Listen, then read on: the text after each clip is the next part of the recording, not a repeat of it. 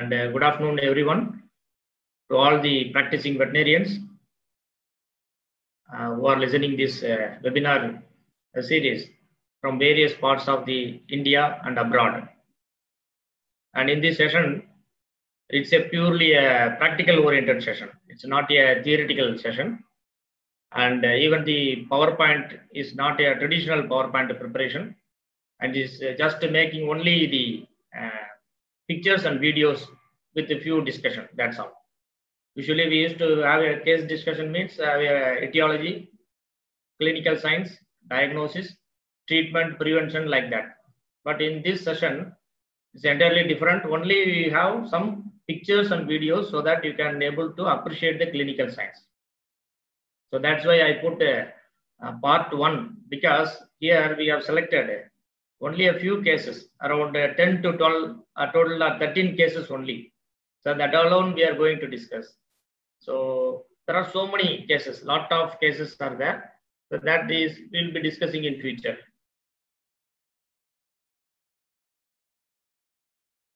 So as we all know, learning is a continuous process. So veterinary medicine is an ocean. So many people, they used to say, just what is the large animal practice, just giving OTC and the B complexes, and it's not like that. The ocean, veterinary medicine is an ocean. That to large animal practice is a challenging one. So nowadays, large animal practice is coming as a elite practice and a blooming one because of the awareness from the farmers and the small ruminants, large ruminants. We are in the need to cater the service of the poor farmers. So we have to equip ourselves to the latest update of the knowledge, and we have to deliver the proper service. So learning is a continuous process. Whoever may be practicing veterinarian in the field, they have to learn continuously for updating the knowledge. Then only they can go for the better services, and they can able to appreciate the clinical science and deliver the better services to the farming community. And here in this session, I wish to most important thing is regarding the clinical science, regarding rather than the appreciating the other things. Here we deliver most important to the clinical science.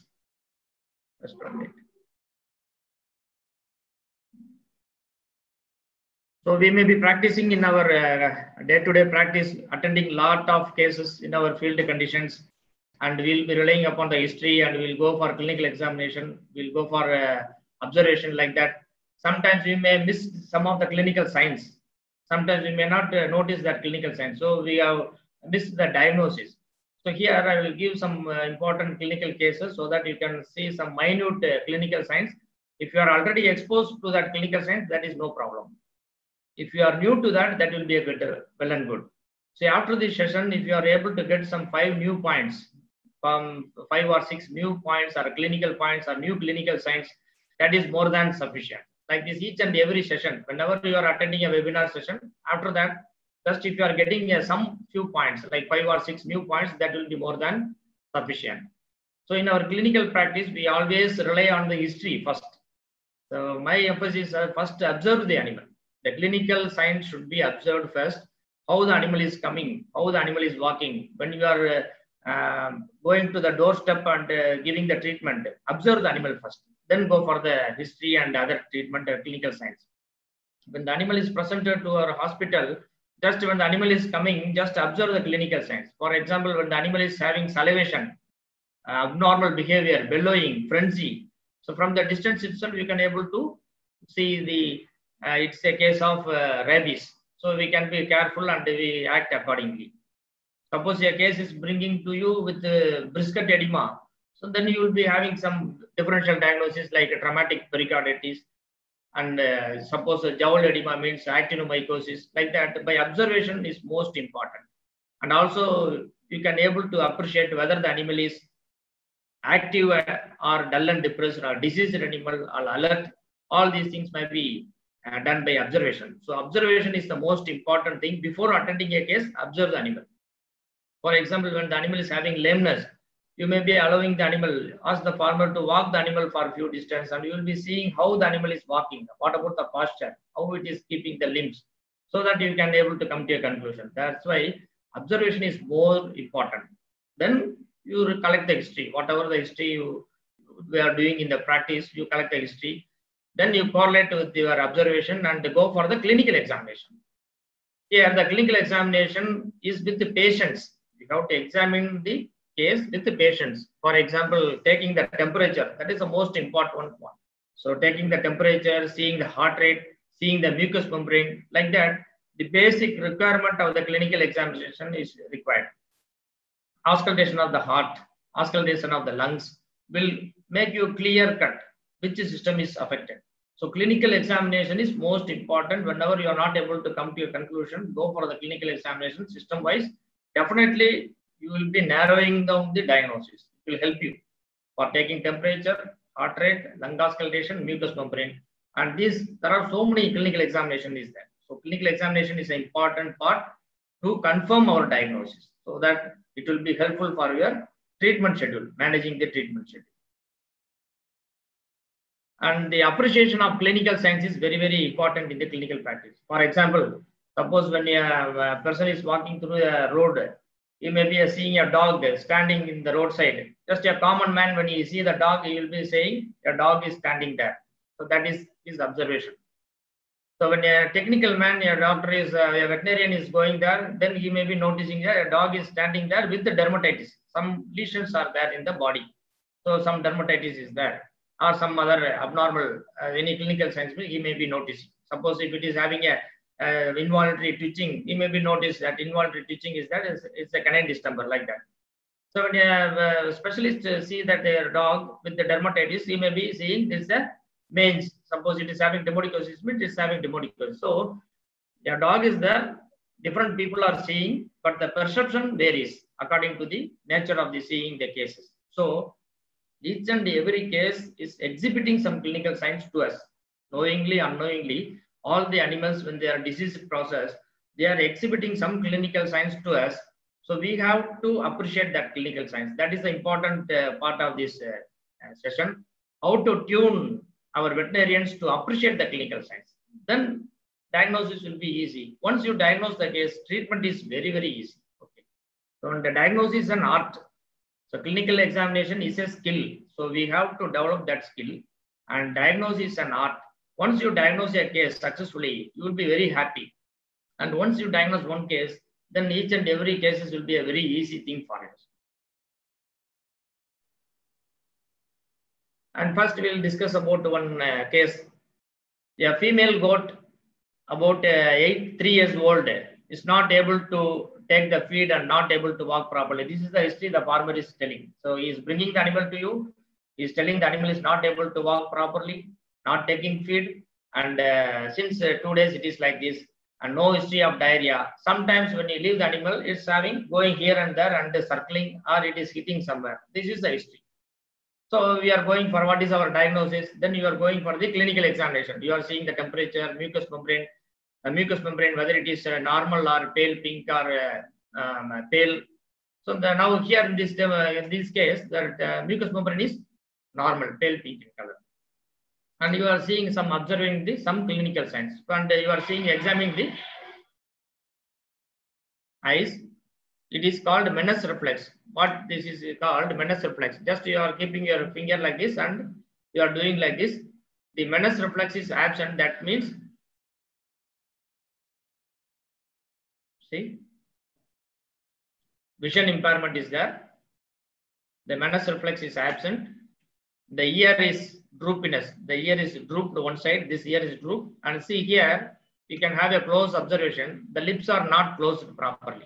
So there is a partial. So the lips are, both the lips are, upper and lower lips are not closed properly. This is the classical clinical signs we are observing. The tongue is normal in consistency, pellety in nature. Everything is normal. Only the thing, the Menas reflex is absent. The ear is droopiness and the lips are not able to close. That is a partial opening of the mouth is there. And see, you can able to clearly see. Normally, in normal cases, both the lips will be in closed nature. Here there is a partial opening of both the lips. So this itself a clear indication. This is a case of listeriosis. Listeriosis is very common in sheep and goat. Okay. So you can see the oral cavity. Both the lips are not closed properly. There is a partial opening of the lips is there, and the Menas reflex is absent. So either it may be a unilateral or bilateral. Suppose when you leave the animal, it will go for circling. Circling will be there. So this is a case of listeriosis. But just by appreciating the clinical signs, then you can go for the treatment. This is also another case. So just observe the clinical signs. See here, in the left side, the ear is waving. The animal is able to wave the ear in the left side. Here, in the right side, the animal is not able to wave the ear. So the droopiness of the ear is noticed in the right side. So right side droopiness of the ear. See, the Menas reflex is absent in the right side. The Menas reflex is completely absent, and it is present in the left side. So here, this side, it is present. So this indicates unilateral facial paralysis due to listeriosis or otitis, whatever may be. It's called unilateral facial paralysis. It's a case of listeriosis. And you can observe the another clinical sign here. So the animal is chewing in the non-affected area. The left side is not affected, so the animal is chewing the fodder in the left side, and you can observe the animal can able to salivation will be there, the drooling salivation in the affected side. So you can able to clearly observe the video. In the left side, the animal is chewing the fodder. In the right side, you can able to see the drooping of the saliva. So the dry saliva is drooling like this. You can see clearly. See the stringy saliva from the right side indicates the right side is affected. Right side facial paralysis is there. It's a classical clinical sign of unilateral facial paralysis due to listeriosis. You can able to see the salivation in the right side alone from the right side commissures. So this already we have seen. Here you can see the another clinical sign. Here you can able to see the movement of the eyeball. That is called nystagmus. Movement of the eyeball is called nystagmus. Either it may be a vertical movement or horizontal movement. This is nystagmus. So nystagmus is there. Partial opening of the mouth is there. Droopiness of the ears. All these things indicative of listeriosis. So I will tell you how to differentiate polyencephalomalacia and listeriosis. So this is a case of listeriosis. So Menas reflex is absent. So here the treatment listeriosis streptopenicillin. You can go for streptopenicillin, and you can go for oxytetracycline 10 to 20 milligram per kg body weight. Either any one you can select, it will be effective. Streptopenicillin is more effective, and thiamine injections can be supplemented. Vitamin B1 should be supplemented, and if the animal is anorectic, you go for fluid therapy. And the prognosis always depend upon the individual cases. Not as we cannot say, well, after treating the case, it will completely recover. It depends upon the individual cases and how long it is affected and how they are presented to you. If the earliest presentation, the recovery will be very good. If delayed presentation, the recovery will be very poor. The next case is the case decision is the otitis in cattle.